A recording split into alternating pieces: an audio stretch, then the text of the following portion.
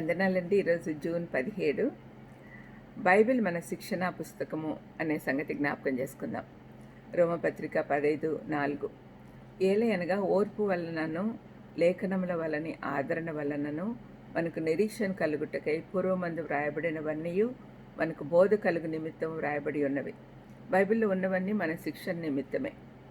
పూర్వమందు వ్రాయబడినవన్నీ అంటే పాత నిబంధనలో గ్రంథస్థం చేయబడినవన్నీ అని గ్రహించాలి. దేవుడు మనకు ధ్యానించుటకు అన్వయించుటకు గాను పాత నిబంధన మనకి ఇచ్చినందుకు 2 ప్రధాన కారణాలున్నాయి. మొదటిది ప్రస్తుత శిక్షణ కొరకు, రెండవది భవిష్యత్తులో నిరీక్షణ ఇచ్చేదానికి. ఈ సంగతులన్నీ మనకు తెలియజేయడం వల్ల దేవుని గురించిన సత్యాలు మనసుల్లో స్థిరపడతాయి. మన జీవితాల గురించి కూడా తెలుసుకోవడం వల్ల భవిష్యత్తులో శ్రమ పడుటకు ప్రోత్సహిస్తుంది. లేఖనాల గురించిన జ్ఞానము మన ప్రస్తుత భవిష్యత్తులపై వైఖరి ప్రభావితం అవుతుంది. పూర్వము దేవుడు చేసిన కార్యములను గురించి ఎక్కువ తెలుసుకునే కొద్దీ భవిష్యత్తులో కూడా ఆయన చేస్తాడనే నిశ్చయత మనకు కలుగుతుంది. మన బైబిల్ శ్రద్ధగా చదివితే దేవుని చిత్తం మన పట్ల మంచిగా ఉంటుందనే సత్యం మనకు తెలిసి మనకు ఈ నమ్మకం కుదురుతుంది. సరైన విధానం నేర్పుతుంది. బైబిల్లోని వ్యక్తుల జీవితాల ద్వారా దేవుడు మనకు అనేక విషయాలు బోధించాడు. దీనివల్ల మనం ప్రోత్సహించబడతాము, హెచ్చరింపబడతాం. దావీదు, ఎస్తేరు, మోషే, ఏలియా, పేతురు, పౌలు లాంటి వారి జీవితాలు ఎంతోమంది జీవితాలను ప్రభావితం చేశాయి. దేవుని శిక్షణా పుస్తకంలో అనేక జీవితాల గురించి ఇవ్వబడింది.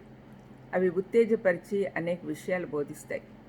ఈరోజు మనకు అందరికీ బాగా తెలిసిన యోసేపు జీవితాన్ని ఉదాహరణగా చూసి పాఠాలు నేర్చుకుందాం. యోసేపు జీవితం ఖచ్చితంగా 3 నిర్దిష్ట భాగాలుగా విభజించవచ్చు. మొదటిది పుట్టుక నుండి 17 సంవత్సరాల వరకు. ఆదికాండం 30వ అధ్యాయము 24 నుంచి 37వ అధ్యాయం 2 వరకు. ఈ సమయంలో యోసేపు కుటుంబంలో చాలా మార్పులు వచ్చాయి. ఎవరూ స్థిరంగా లేరు. అందరూ వివిధ ప్రాంతాలకు వెళ్తూ ఉన్నారు. కుటుంబంలో మెల్లగా శత్రుత్వం మొదలైంది. అసూయ, ద్వేషము వారిలో వచ్చింది. ఇది కేవలం తండ్రి తప్పే. అందరికంటే యోసేపును ఎక్కువగా ప్రేమించి పక్షపాతం చూపించాడు, ప్రత్యేకంగా చూసుకున్నాడు. ఈ విధంగా చేయకూడదని ప్రతి తండ్రి తెలుసుకోవాలి. రెండవది 17 నుంచి 30 సంవత్సరాల వరకు. ఆదికాండం 37వ అధ్యాయము 2 నుంచి 41-46 వరకు. ఈ రెండవ భాగంలో యోసేపు యవ్వన ప్రాయంలో ఉన్నాడు. అతని జీవితం అల్లకల్లోలంగా తయారైంది. బానిసత్వము, అన్యాయంగా నేరారోపణ, చెరసాల అనుభవము ఇవన్నీ జరిగినా కూడా అతను దేవునికి దూరం అవ్వలేదు. మూడవ భాగము 30 సంవత్సరాల నుంచి చివరి వరకు, మరణం వరకు. ఆదికాండం 41-46 నుంచి 50వ అధ్యాయము 26 వరకు.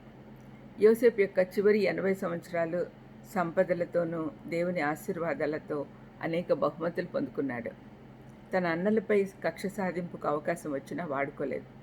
కక్షకు బదులుగా వారిని ఆశీర్వదించి భద్రపరిచి క్షమించాడు. ఈ క్షమాపణ మనం అందరం కూడా నేర్చుకోవాలి. ప్రార్థన చేసుకుందాం.